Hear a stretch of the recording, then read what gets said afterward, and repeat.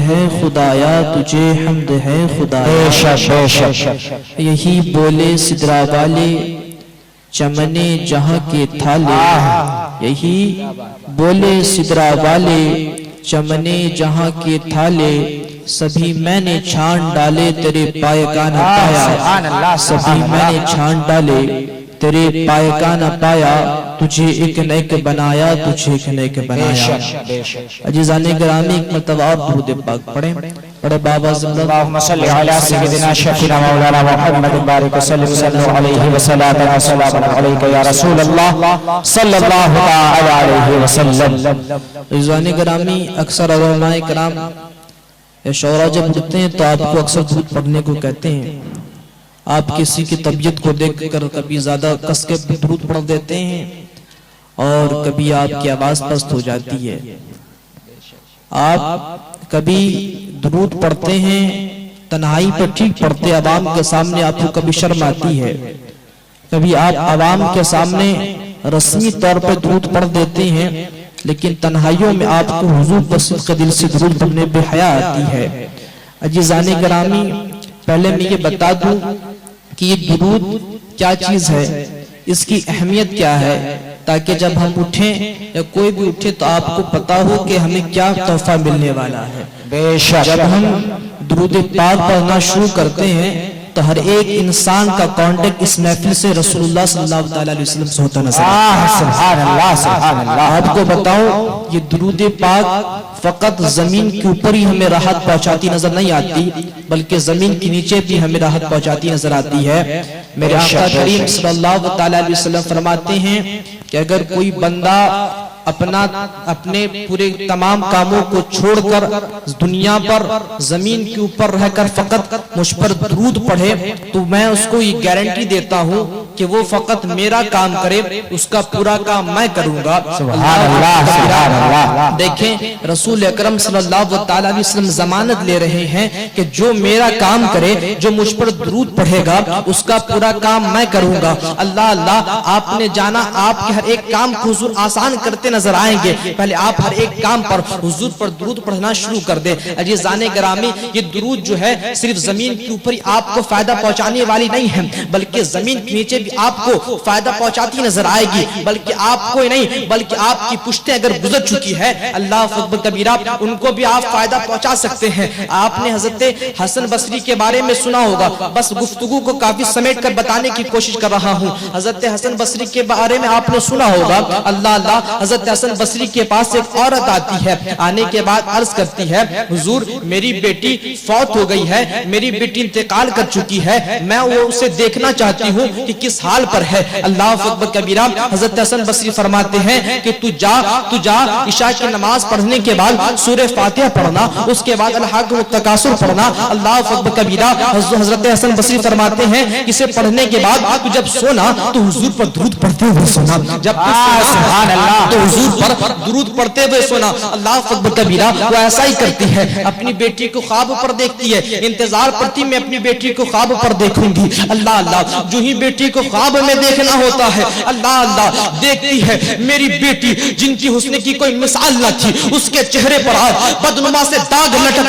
لٹکتے نظر آ رہے ہیں۔ اللہ جس کی آنکھوں کی بینائی کافی تیز تھی، آنکھوں کی بناوٹ قدرتی طور پہ بھی بڑی مست تھی اور اس نے اپنے ہاتھوں سے بھی بنایا تھا۔ اللہ اس کی آنکھوں کو آج فرشتے ان کی آنکھوں پر کیلیں ٹھوکتے نظر آ رہے ہیں۔ اللہ اکبر کبیرہ ان کے ناخنوں کو فرشتے گھینچتے نظر آ رہے ہیں، عذاب پر مبتلا ہے، اس کی چیخیں نکل رہی ہے۔ جن بالوں کو کھول کر وہ لوگوں کے سامنے چلا کرتی تھی آج آسمان سے ان بالوں کو باندھ دیا گیا ہے۔ اللہ آسمان سے باندھ اسے سزائیں دی جا رہی ہے۔ اللہ وہ زبان جس سے وہ غیبت نہیں کیا کرتی تھی اس زبان سے سزائیں دی جا رہی ہے۔ اللہ وہ بیٹی کو دیکھ کر اس کی چیخیں نکل جاتی ہے، آہ و فغاں کی آوازیں نکل جاتی ہے۔ اللہ وہ دوڑے چلی جاتی ہے۔ حضرت حسن بصری بصری کے پاس آنا ہوتا ہے. آنے کے بعد عرض کرتی ہے حضور غضب ہو گیا, میری بیٹی جو دنیا پر اپنی زندگی کو بڑے آرام کے ساتھ گزار رہی تھی آج قبر پر عذاب میں مبتلا ہے. حضور رہنمائی فرمائے, ان کے لیے دعا فرما دے. اللہ اللہ. حضرت حسن بصری سنتے کہ اس کی بیٹی عذاب میں مبتلا ہے, کہتے ٹھیک ہے میں دعا کر دوں گا. اللہ اللہ. ابھی حضرت حسن بصری دعا نہیں کرتے.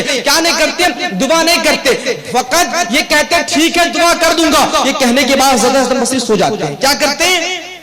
حضرت حسن بصری سو جاتے ہیں. اللہ اکبر کبیرہ. ابھی حضرت حسن بصری نے اپنے ہاتھوں کو دعا کے لیے اٹھایا بھی نہیں. اللہ اللہ. سونا ہوتا ہے, خواب پر دیکھتے ہیں ایک لڑکی جو بڑی ہی حسین ہے, جنت کے باغوں پر ٹہل رہی ہے. اللہ اللہ. جنت کے جھولوں پر جھول رہی ہے. اللہ اکبر کبیرہ. اس کے بالوں کی سجاوٹ, اس کے بالوں کی بناوٹ کافی نرالی ہے. اللہ اللہ. فرشتے اس کی خدمت کے لیے اپنے پروں کو بچھا رہے ہیں. جنت کے سیوک اس کی سیوا کرتے نظر رہے ہیں. اللہ اللہ. حضرت حسن بصری کے پاس وہ لڑکی آتی ہے. آنے کے بعد عرض کرتی ہے حضور آپ مجھے پہچانتی ہیں؟ وہ کہتے نہیں میں تمہیں نہیں پہچانتا. ہاں کوئی تو متقی ہوگی, ہاں کوئی تو پرہیزگار ہوگی, ہاں کوئی تو عابدہ ہوگی. جنت کتنے بڑے عہدے پر آج تو فائز ہے. ہاں ہاں تو کافی بڑی متقی ہوگی. کہتا نہیں نہیں میں وہ نہیں, میں تو وہ ہوں جس کی ماں نے آپ سے وظیفہ پوچھا تھا کہ میں اپنی بیٹی کو دیکھنا چاہتی ہوں. اللہ اکبر کبیرہ. حضرت حسن بصری فرماتے ہیں نہیں نہیں وہ تو نہیں ہو سکتی. ارے انہوں نے تو بتایا کچھ اور ہی صاحب بتائے تھے, تیرے اندر کچھ اور ہی بات نظر آ رہی ہے. اللہ اکبر کبیرہ. میں تو ابھی دعائیں بھی نہیں کی تو بخشی کیسی گئی. اللہ اکبر کبیرہ. حضرت حسن بصری سے لڑکی فرماتی ہے حضور آپ کے دعا کرنے سے پہلے ایک عالم دین, ایک نائب رسول, ایک مصطفیٰ کے سنتوں کا محافظ اس قبرستان سے گزر رہا تھا. وہ عالم جس کو رسول اللہ نے اپنا نائب کہا, وہ عالم جس کی زیارت کو رسول اللہ نے اپنی زیارت قرار دیا, وہ عالم جس کی خدمت کو رسول اللہ نے اپنی خدمت بتائی, وہ عالم قبر سے گزر رہا تھا. اس نے قبر والے کو دیکھا, اس کی نظر قبر والے کو پڑی, دیکھتا گیا. فرشتوں نے ان کو دیکھا, دیکھنا تھا عذاب کے فرشتے ہم سے دور ہوتے گئے, ہم سے قریب آیا. قریب آنے کے بعد کلام اللہ کی اس نے تلاوت کی. تلاوت کرنے کے بعد اس نے حضور پر درود پڑھنا شروع کر دیا. اس نے حضور پر درود پڑھنا شروع کر دیا. اس کا درود پڑھنا تھا اور ہم سبوں کو اس پڑھ کر بخشوانا تھا. اللہ اکبر کبیرہ. اس کے پڑھنے کے بعد, اس کے سالے ثواب پہنچانے کے بعد اللہ تبارک و تعالیٰ نے پورے قبر والوں سے عذاب کو دور کر دیا. اللہ سبحان اللہ. نعرہ تکبیر, نعرہ تکبیر, نعرہ رسالت, نعرہ رسالت. فیضان محروم اشرف, فیضان محروم اشرف, فیضان اعلی حضرت. یہ زانے گرامی اللہ تبارک و تعالی نے درود کی فضیلت دیکھیں. علماء اکرام کو آپ کم نہ سمجھے, جس کی چاہے بخشش کرا دیں. اور یہ بھی شفاعت کریں گے رسول اکرم صلی اللہ علیہ وسلم کے عطا سے, کیونکہ یہ نائب ہے. نائب کا کام کیا ہوتا ہے؟ خلیفے کا کام کیا ہوتا ہے؟ اپنے بادشاہ کے کام کو کرے, اس کے بعد اس کے کام کو رسول اکرم صلی اللہ علیہ وسلم انہیں بھی اختیار دیں گے. اپنے ماننے والوں کو, اپنے محبت کرنے والوں کو تم لاؤ, آپ بخشش کر دو اس کی. عزیزان گرامی نے آپ ہلکے بنا لے. تو عزیزان گرامی درود جب پڑھنے کو کہا جائے تو اس پر کنجوسی نہ کرے. درود پر کنجوسی کرنے والا اللہ اور اللہ کے رسول کے نزدیک بھی کنجوس ہے.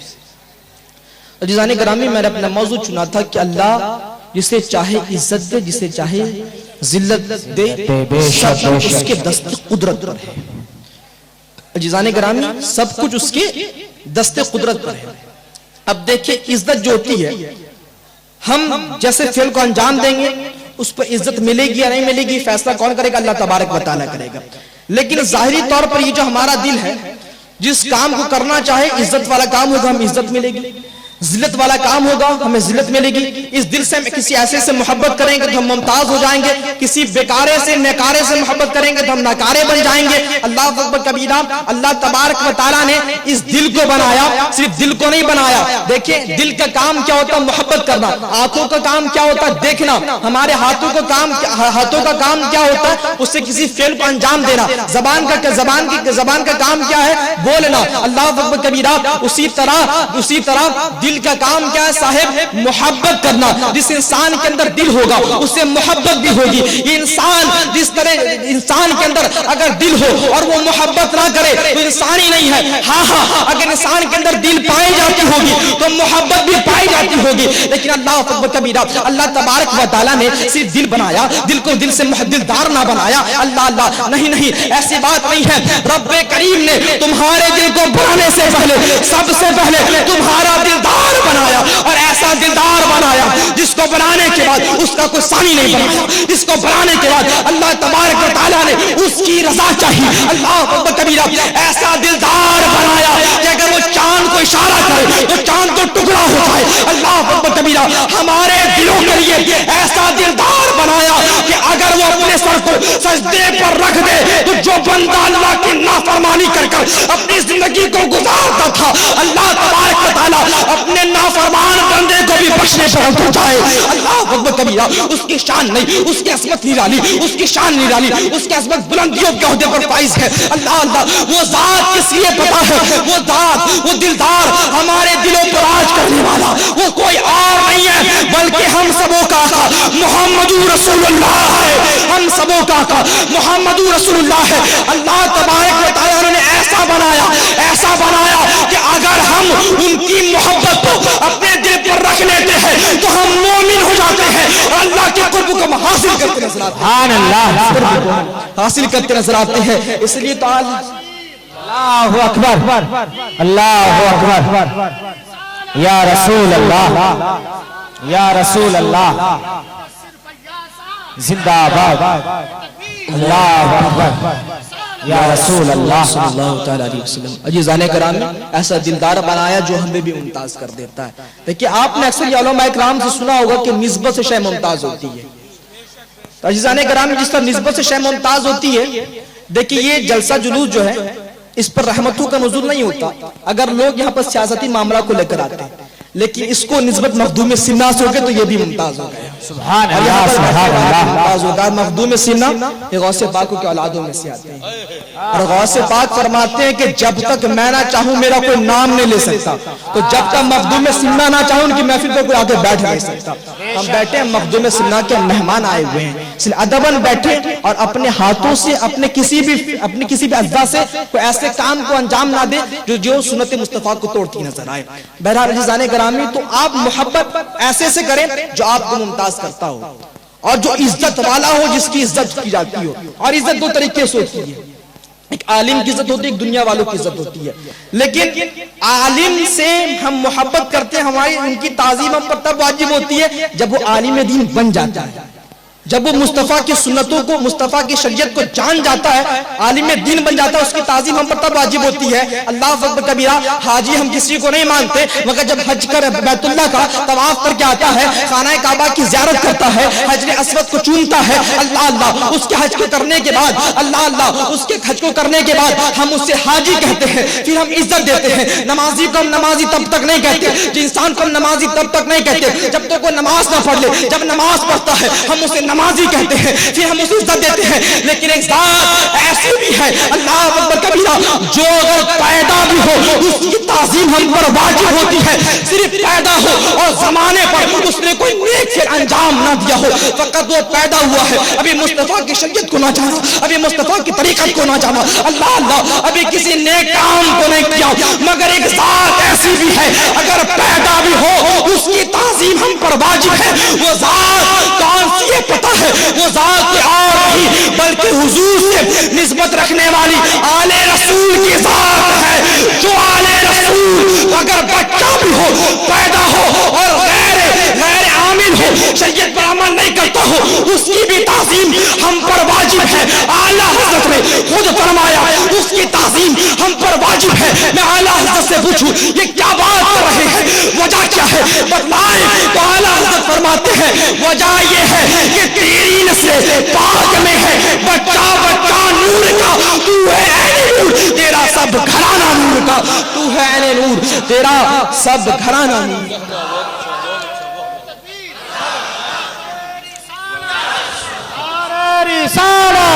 مسلک اعلیٰ حضرت فیضان حضور مخدوم پاک، فیضان حضور اشرف ملت، سرزمین شیری بوکر، نعرہ تکبیر، نعرہ رسالت، یا رسول اللہ صلی اللہ تعالیٰ علیہ وسلم۔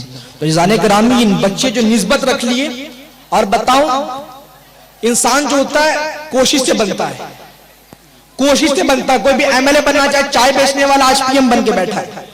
بڑے بڑے لوگ الگ الگ طریقے کے ہیں جو کچھ نہیں کرتے مگر اپنی کوشش سے بنے, اپنے کوشش سے بنے. لیکن آل رسول انسان کوشش سے نہیں بلکہ رب کی عطا سے بنتا ہے. انسان کچھ بھی کر لے, آل رسول نہیں بن سکتا. آپ نے حضرت یوسف نبھانی کا نام سنا ہوگا, وہ کافی بڑے عاشق تھے. وہ چھوٹے بچے بھی آتے کافی عزت کرتے تھے سادات کرام کی. اپنے سے بڑے جگہ پر بیٹھا تو ان کے ساتھ بیٹھنا نہیں مناسب سمجھتے تھے. کہتے آپ کے اندر رسول اللہ کا خون ہے, میں آپ کے ساتھ کیسے بیٹھ سکتا ہوں. اپنے سے اوپر بیٹھاتے, محفلوں پر کھڑے ہو جاتے تھے دور سے دیکھتے ہی. اتنی انہیں سادات کرام سے محبت تھی. اگرچہ سادات کرام کیوں نہ, اگر سادات کرام غیر عامل کیوں نہ ہو, مگر کافی تعظیم کرتے تھے. ایک مرتبہ انہوں نے ایک محفل قائم کیا, جیسا جلوس ہوتا انہوں نے محفل قائم کیا, اور ان کا معمول تھا کہ ہم سیدوں کو بڑی کرسی پر بیٹھائیں گے اور تمام لوگوں سے اچھی کرسی پر بیٹھائیں گے. تو ایک سید صاحب, اس میں علماء کرام بھی بڑے آئے ہوئے تھے, کافی بڑے بڑے علماء کرام آئے ہوئے تھے. تو سید صاحب آنے کے بعد اشارہ ہوا, انہیں بڑے کرسی پر جا کر بیٹھ گئے. اب یہ بڑے عالم تھے, کیا تھے, بڑے عالم تھے. انہوں نے سوچا میں اتنا بڑا عالم ہوں زمانے کا, یہ چھوٹا سا بچہ مجھ سے اوپر درجے پر بیٹھ رہا. اس لیے اس نے سوچا, اور سوچنے کے بعد انہوں نے لوگوں کو کہنا شروع کیا, دیکھو سید صاحب یہ آ کر بیٹھ گئے ہیں, جب ان کے اندر کچھ بات ایسی نہیں پائی جاتی. اللہ اکبر کبیرہ. حضرت یوسف نبہانی ان کے پاس جاتے ہیں, جانے کے بعد کہتے ہیں آپ کا بیٹا ہے؟ کہتے ہیں ہاں بیٹا ہے. کہ آپ کا بیٹا مدرسے میں پڑھتا ہے؟ کہاں پڑھتا ہے؟ کیا پڑھتا؟ کہتا نو پڑھتا, صرف پڑھتا, بخاری پڑھتا, ترمذی پڑھتا, ابو داؤد پڑھتا, ابن ماجہ پڑھتا, دیگر کتابوں کا انہوں نے نام بنایا. کیا بنے گا؟ کہتا عالم بنے گا, حافظ بنے گا, مفتی بنے گا, قاری بنے گا. اللہ اکبر کبیرہ. اس نے کہا اگر چاہے تو محدث بنے گا. کہتے محدث بناؤ گے؟ کہتا ہاں اگر وہ کوشش کرے تو محدث بن سکتا ہے. مفتی بناؤ گے؟ کہتے ہاں اگر وہ کوشش کرے تو بن سکتا ہے. اللہ اللہ. وہ کہتے جب تم اتنا کچھ بناؤ گے اسے تم سید کیوں نہیں بناتے؟ اللہ اکبر کبیرہ. کہتے ہیں یہ کوئی بات ہے, انسان اپنی کوشش سے سید نہیں بن سکتا, اپنی کوشش سے عالم بن سکتا ہے, اپنی کوشش سے صاحب بن سکتا ہے, اپنی کوشش سے جنتی بن سکتا ہے, اپنی کوشش سے اللہ کے قربوں کو حاصل کر سکتا ہے, لیکن سید نہیں بن سکتا. بولے کیوں؟ چونکہ اس کے اندر مصطفیٰ کا خون ہوتا ہے, اس کے رگوں پر مصطفیٰ کا خون ہوتا ہے. جب خدا کسی کو چن نہ لے, اللہ تبارک و تعالیٰ کسی کو نعمت ادا نہیں فرماتا. تو یہ بڑے عہدے والے, تو کہا کہ چلیے نکل جائیے میرے محفل سے. بڑے عالم تھے, علماء کرام کی تعظیم پر واجب ہے. ہمارے نانا کے وہ نائب ہیں, ان کی تعظیم کرتے, لیکن ان کی عشق دیکھیں, ان کی محبت دیکھیں. انہوں نے کہا نکل جائیے آپ, جو آل رسول سے بغاوت کرتا ہے ہم اسے سنی نہیں کہتے, ہم اسے یزیدی کہتے ہیں. اللہ اکبر کبیرہ. حضرت یوسف نے ان کا اپنی محفل سے نکال دیا. عزیزان کرام, اس لیے آل رسول سے محبت کریں, کیونکہ ان کے اندر کسی اور کا خون نہیں بلکہ مصطفیٰ کریم کا خون دوڑتا ہے. اور مصطفیٰ کریم کے خون کا پاور کیا ہے میں آپ کو بتا کر گفتگو ختم کروں. حضرت حضور صلی اللہ علیہ وسلم کے زمانے پر حضور صلی اللہ علیہ وسلم نے ایک مطلب حجامہ لگوایا تھا, کافی مشہور واقعہ ہے.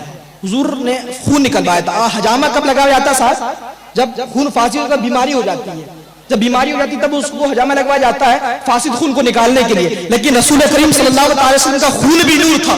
آپ نے نکالا کیوں؟ آپ کا خون فاسد ہے نہیں, آپ نے امت کی تربیت کے لیے نکالا, اور امت کی تربیت کے لیے حضور اکرم صلی اللہ علیہ وسلم نے بہت سارے فعلوں کا انجام دیا ہے. اللہ اکبر کبیرہ.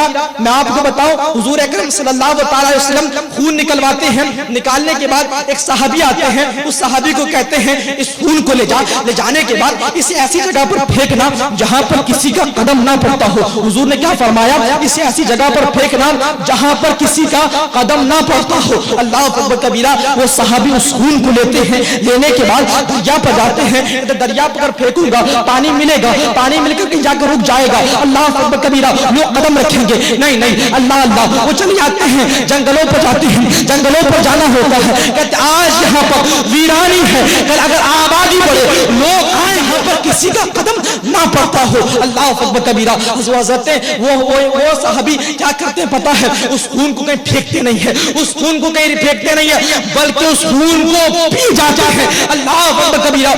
اس خون کو پی جاتے ہیں. اب حضور کے پاس حاضر ہوتے ہیں اور کہتے ہیں میرے آقا, میرے داتا, میرے ماں باپ آپ پر قربان, میں نے آپ کے خون کو ایسی جگہ پر رکھا ہے جہاں پر کسی کا قدم نہیں پڑے گا. اللہ اکبر کبیرہ. ایسی جگہ پر رکھا ہے جہاں پر کسی کا قدم نہیں پڑے گا. کہتے تم نے کیا کیا؟ ہاں ہاں مجھے پتا تم نے میرے خون کو پی لیا ہے. اب حضور یہاں پہ مفتیوں کی طرف فتویٰ نہیں لگاتے کہ خون پینا حرام ہے.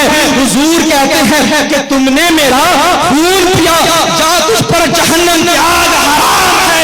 اب میں پوچھنا چاہتا ہوں جس صحابی کے پیٹ کے اندر اگر مصطفیٰ کا خون آ جائے تو اس پر جہنم کی آگ حرام ہو جاتی ہے. مجھے بتاؤ صحابہ جس آل رسول کے رگ رگوں پر مصطفیٰ کا خون دوڑتا ہو اس اہل بیت کی شان کا عالم کیا ہوگا؟ بے شک سبحان اللہ. نعرہ تکبیر، نعرہ تکبیر، نعرہ رسالت، نعرہ رسالت. مخدوم سیدنا پاک سرزمین شیری پوکھر مسلک اعلیٰ حضرت. سبحان اللہ. عزیزان گرامی کی نسبت دیکھیں، اور اس نسبت رکھنے والے اگر کوئی جاہل سید سے بھی کوئی انسان محبت رکھتا ہے، صاحب میں پھینک نہیں رہا ہوں بلکہ ہمارے بزرگوں کی آپ کو قول کو بتا رہا ہوں. اس پر حضرت امام شافعی بھی کہتے ہیں، امام اعظم بھی کہتے ہیں، حضرت امام احمد رضا خان فاضل بریلوی کا بھی اس پر اتفاق ہے کہ اگر سید فاسق بھی تو اس کی تعظیم پر واجب ہے.